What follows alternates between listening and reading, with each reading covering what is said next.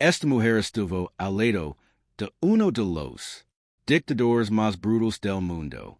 Durante 9 años Muamar Gaddafi no confiaba en nadie excepto en ella su enfermera, ucraniana, Galyna Kolotnytska, Secretos durante años. Nunca habló sobre lo que realmente ocurría dentro de su famosa tienda, pero después del colapso del régimen de Gaddafi la verdad empezó a salir a la luz poco después de dejar Libia. Galyna dio a luz a un niño, pero quien era el padre que había estado ocultando la enfermera personal de Gaddafi durante todos esos años y que fue de ella, después de que todo ese viniera abajo.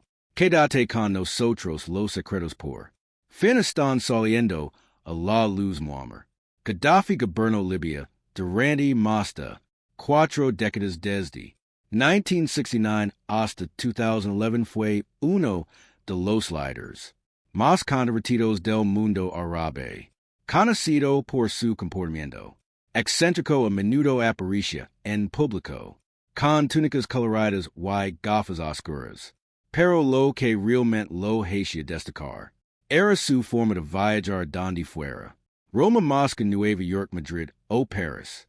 Gaddafi lavaba una gran tienda beduina. No era solo un símbolo de su herencia.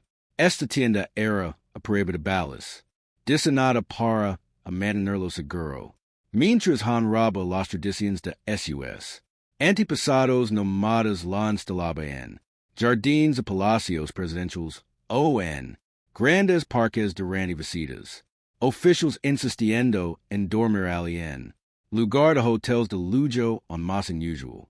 Era el grupo de mujeres que lo rodeaba. La guardia amazónica eran guardaespaldas femeninas entrenadas para luchar y proteger al líder libio, vestidas con uniformes militares. Nunca hacía legibunda. El Gaddafi decía que apoyaba la liberación femenina y su presencia era prueba de sus ideas progresistas.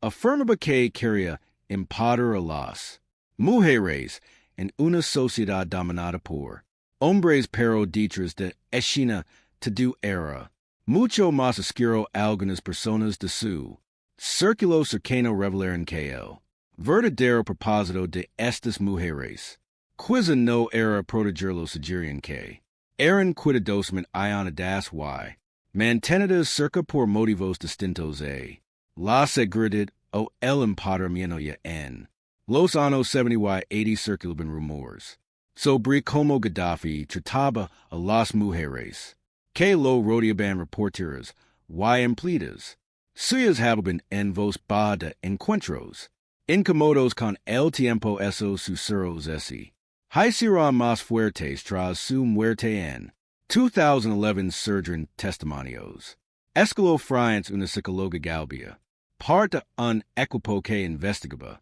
crímenes cometidos durante la guerra civil entrevistó a varias ex guardaespaldas. Según ella, al menos 5 dijeron haber sufrido abusos por parte de Gaddafi y altos funcionarios. Afirmaron que fueron obligadas esos roles y no podían dejarlos. La periodista francesa Anne Coyen publicó después un libro basado en estos relatos. Una de las historias más impactantes fue la de una mujer llamada Saraycano que fue secuestrada de adolescente y mantenida en cautiverio durante años. Vivió una crueldad inimaginable. Estuvo encerrada en un sótano y no le permisión ver a su familia. Su historia sugiere que no fue la única. Muchas otras chicas pasaron por lo mismo, quienes permitieron que este sistema existiera. Estaban muy cerca de Gaddafi como su jefe de protocolo y asistentes de confianza. Estas historias mostraban una imagen muy distinta a la que Gaddafi daba al mundo detrás de la tienda. La motiva y la imagen de un líder que apoyaba a las mujeres podía esconderse un mundo secreto de dolor y control que solo empezó a revelarse tras la caída de su régimen. En el círculo íntimo de Muamar Gaddafi, pocas personas tenían tanta Influencia silenciosa como sus. Enfermeras estas mujeres eran mucho más que personal médico siempre estaban cerca de el eran cuidadosamente seleccionadas y gozaban de su total confianza. Había algo muy particular sobre las enfermeras de Gaddafi todas.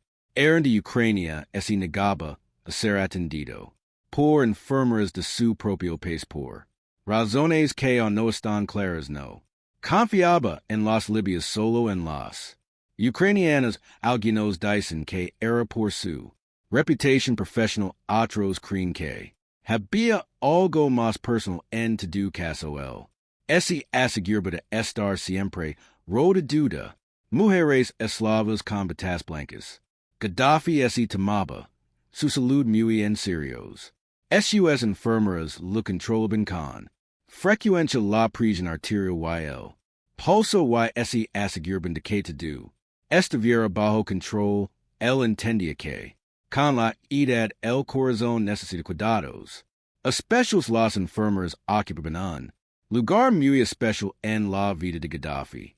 Y no solo en sus últimos años, incluso su esposa Safia Farkash había trabajado como enfermera y conocieron poco después de que Gaddafi llegara al poder en 1969 cuando fue hospitalizado por apendicitis. Safia lo cuidaba en ese momento y fue entonces cuando ese enamoraron ese casaron poco después y permanecieron juntos hasta el final de su vida. Tuvieron 7 hijos biológicos, pero no es ningún secreto que Gaddafi era un hombre de deseos intensos. A pesar de tener esposa y hijos, siempre hubo rumores sobre amantes, relaciones secretas e incluso hijos ilegítimos. Su vida personal siempre estuvo rodeada de misterio y especulación entre las mujeres de su entorno. Destacaban sus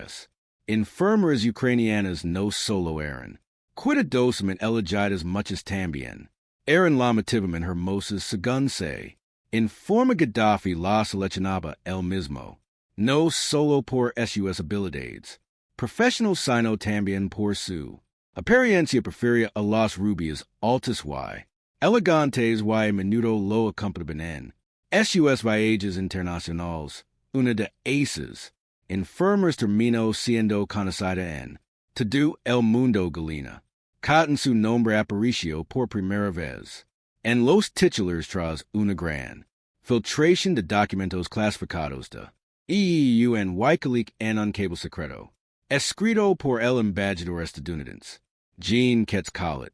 Fue descrita como una rubia voluptuosa que nunca se separaba de Gaddafi. Según el informe, el líder libio se negaba a viajar a ningún lugar sin ella. Galyna comenzó a trabajar para Gaddafi en 2001 y se quedó con él hasta casi el final. Formó parte de su vida diaria durante casi una década. A menudo se la veía su lado, aunque rara vez hablaba en público. Pero quién era esta mujer y qué secretos guardaba. Cuando el régimen de Gaddafi colapsó en 2011, su enfermera ucraniana de confianza, Galyna Kolotnytska, desapareció repentinamente del ojo público. Regresó en silencio a su ciudad natal en Ucrania, lejos del caos de Trípoli, pero la paz no la siguió. Su legado desató una tormenta de curiosidad. Periodistas rodeaban su casa. Las cámaras seguían cada movimiento, pero Galyna no decía nada durante semanas. Se negó a hablar. Lavaba gafas oscuras, bajaba la cabeza y huía de los reporteros. Todos esperaban una declaración, un comentario, lo que fuera. Pero la mujer que pasó 9 años junto a Gaddafi se mantenía en silencio y ese silencio solo generaba más preguntas. Después de todo, Galyna estuvo más cerca de Gaddafi que casi nadie. Según un cable diplomático confidencial de Estados Unidos de 2009 filtrado durante el escándalo de Wikileaks, el embajador estadounidense en Libia Jean Kratz la describió como una Rubia voluptuosa que nunca se separaba, de él en forma firme que era la única que conocía realmente su rutina. Diaria también revelaba que durante una escala en Portugal el gobierno libio envió un jet privado solo para traerla.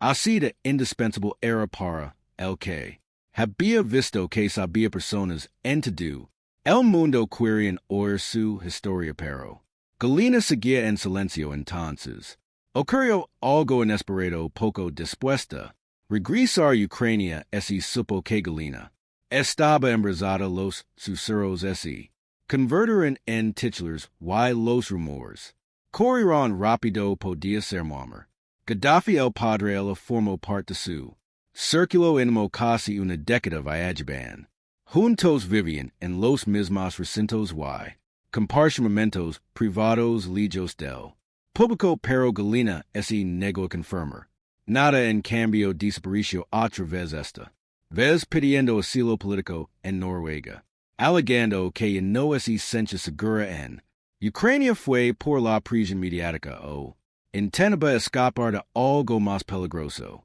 Su silencio despertó aún más dudas por que tenía tanto miedo de hablar que había presenciado en el mundo de Gaddafi, un mundo de lujos secretos y miedo y lo más importante que seguía ocultando antes de convertirse en un misterio para el mundo. Galyna Kolotnytska lavaba una vida sencilla nacida en 1976 en la pequeña ciudad ucraniana de Brobar. Siguió un camino como tras terminar sus estudios de medicina en Kiev. Trabajó como enfermera en una clínica local. Estaba casada con un electricista de una fábrica cercana y juntos tuvieron una hija. La vida era tranquila hasta que una tragedia lo cambió todo. En 1992 el esposo de Galyna falleció de repente. Quedó sola con una niña pequeña y sin un futuro claro. Siguió trabajando, pero la vida en la Ucrania post soviética era difícil, especialmente para madres solteras en un giro inesperado.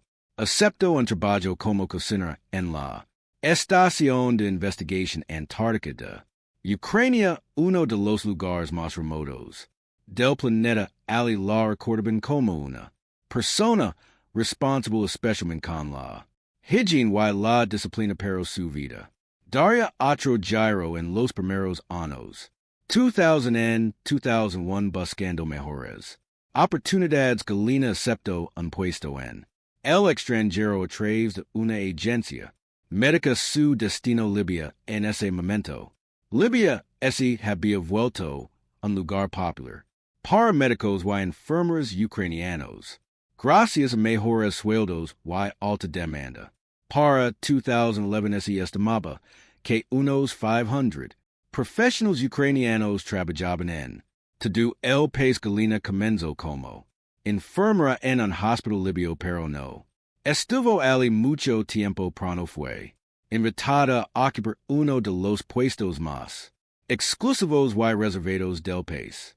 Trabajar directamente con Muamar Gaddafi.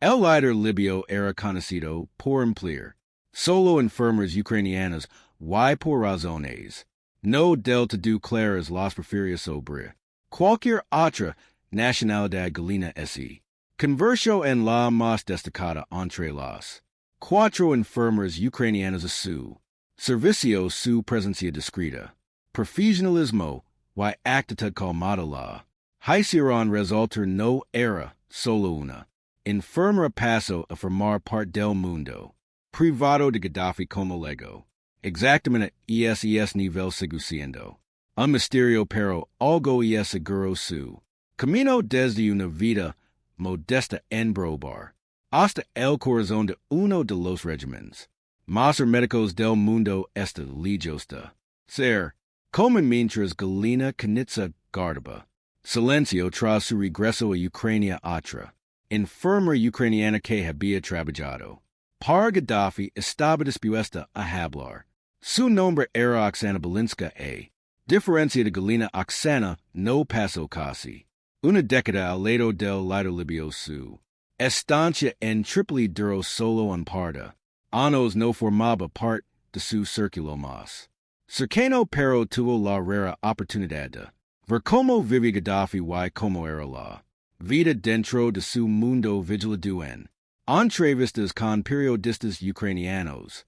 Oksana describió Gaddafi en términos sorprendentemente amables. Lo llamó un hombre decente que trataba bien a su personal y se preocupaba por quienes trabajaban para el cano que legó a Libia casi por casualidad al llegar a Tripoli no sabía que trabajaría en un hospital exclusivo para Gaddafi y su familia, pero así fue Oksana y otras enfermeras ucranianas fueron seleccionadas para trabajar cerca de su residencia privada, un enorme complejo fuertemente custodiado, según la residencia estaba rodeada de cercas, altas alhambra de púas vehículos, militares y guardias armados. Sin embargo, dentro del recinto la vida era tranquila, aunque Gaddafi tenía nueve hijos y varios nietos. La mayoría vivía en apartamentos normales, no en el complejo principal. Reveló un detalle curioso: los empleados cercanos a Gaddafi solían recibir relojes de pulsera con su retrato cada año. El 1 de septiembre, aniversario de su llegada al poder, el premiaba a su personal con relojes de oro italianos. Algunos traje adores acumulaban verdaderas colecciones. Esos relojes se volvieron una especie de insignia secreta. Si alguien lavaba uno, significaba que tenía una relación cercana con el idolio y entre las enfermeras. Gaddafi tenía un apodo: lo llamaban papa. Era una mezcla de respeto y cariño, un término que usaban discretamente. Algunos dicen que reflejaba como él quería ser visto, como una figura paterna poderosa y generosa. Oksana también contó que durante los viajes al extranjero el personal recibía dinero para compras y Gaddafi viajaba con dos aviones extra, uno para su equipaje y otro para sus vehículos. Su favorito era una limusina americana blindada, aunque en el desierto usaba un jeep. También habló de sus hábitos personal. Según Oksana, Gaddafi no era exigente con la comida, lo incannibal la pasta y prefería el couscous con carne de cordero o camelo. Tras las reuniones le gustaba sentarse al aire libre y pensa en silencio y los rumores sobre su salud. Oksana los negó rotundamente. Afirmó que el corazón y la prisión de Gaddafi estaban en perfecto estado y que se hacía chequeos regularmente y cuidaba de sí mismo. Para un hombre de su edad, dijo, estaba mejor forma que muchos jóvenes. Claro, Oksana no formaba parte del círculo íntimo y no sabía lo que pasaba puerta cerrada, pero su testimonio ofrece una mirada poco común a su vida diaria, una que parece tranquila, incluso rutinaria, en la superficie medida que salían a la luz más historias sobre la vida privada de Gaddafi. Las enfermeras que habían trabajado a su alrededor se encontraron en el centro de una tormenta mediática, mientras Oksana Balinska había presentado una imagen respetuosa, casi paternal del líder. Ella y otras enfermeras ucranianas pronto se vieron obligadas a responder a afirmaciones mucho más escandalosas. Tabloids y periodistas extranjeros especulaban que algunas de las mujeres cercanas a Gaddafi podrían haber tenido relations personales con el más allá los límites profesionales del cuidado médico. Los rumores crecieron rápidamente, sobre todo cuando se supo que Galyna Kolotnytska había dado a luz poco después de regresar a Ucrania para la prensa. La conexión era demasiado sospechosa para ignorarla. Había sido algo más que una enfermera. El silencio solo vivaba el fuego, pero quienes conocen a Galyna salieron en su defensa. Su hija en Particular hizo una declaración fuerte y emotiva ani la prensa, mi mama amontada. Gaddafi eso es absurdo nunca me dijo. Nada parecido hoy mi lamo complemente. Impactada por estos rumores no entiende. De donde sale to do esto fuera de sí. Yo también desde fuera la atención. Mediática podía parecer fama pero para. Las mujeres involucradas es esencia más. Como acoso incluso oxana que había sido. Más abierta con los medios expresos su. Frustración por las historias falsas. Rechazo especialmente los rumores más. Gráficos sobre fiestas salvajes o. Comportamientos inapropiados entre. Gaddafi y sus enfermeras esas historias. Son inventadas insisto si él era atento. Y preocupaba por su personal pero. Nada de eso ocurrió también aclaró una. Idea común sobre la famosa tienda. Beduina de Gaddafi símbolo de su. Excentricidad él no vivía en esa tienda. Explico usaba para reuniones. Officials y ceremonias nadie dormía allí. Nosotros desde luego no pasamos la noche ahí las enfermeras defendían no. Solo su reputación sino también su. Trabajo habían ido a Libia por empleo. Por la oportunidad de ganar mejor que en. Casa y para la mayoría eso fue to do pero. En los años posteriores a la caída. Gaddafi la línea entre verdad y ficción.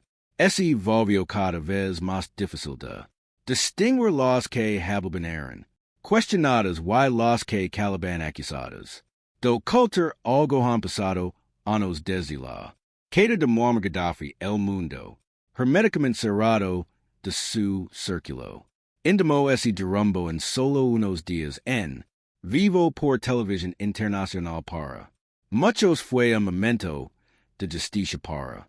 Otros un gran impacto y para las mujeres. Que para años a su lado fue algo profundamente personal las enfermeras.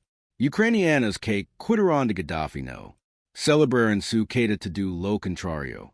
Según personas cercanas a ellas quedaron devastadas al ver las imágenes brutales.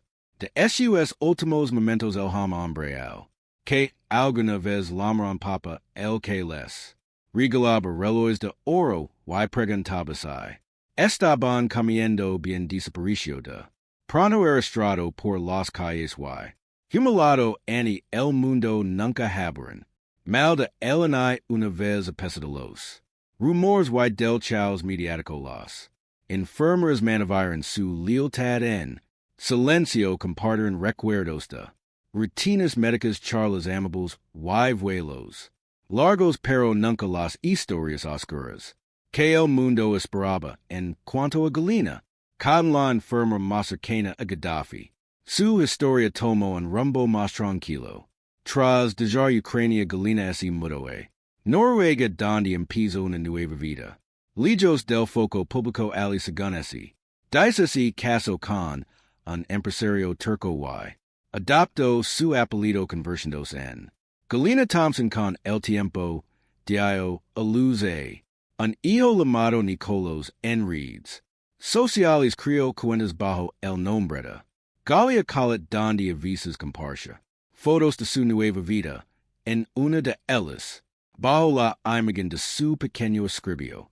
Simplemente mi hijo es mi alegría y mi vida y en efecto el niño no es parecen. Nada Gaddafi los rumores que rodearon.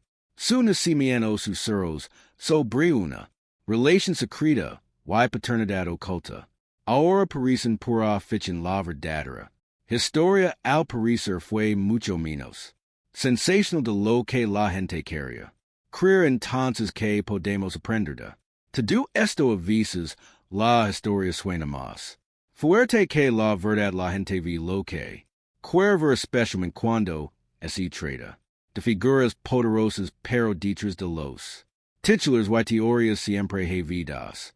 Humanas silenciosas complejas y muchas veces incomprendidas que opinas tú un guard Galyna Secretos sobre Gaddafi fue solo una enfermera o vio más de lo que el mundo sabrá, jamás de llanos tu opinión. En los comentarios no all vides dar alike. Subscribert y activar las notifications. Gracias por vernos.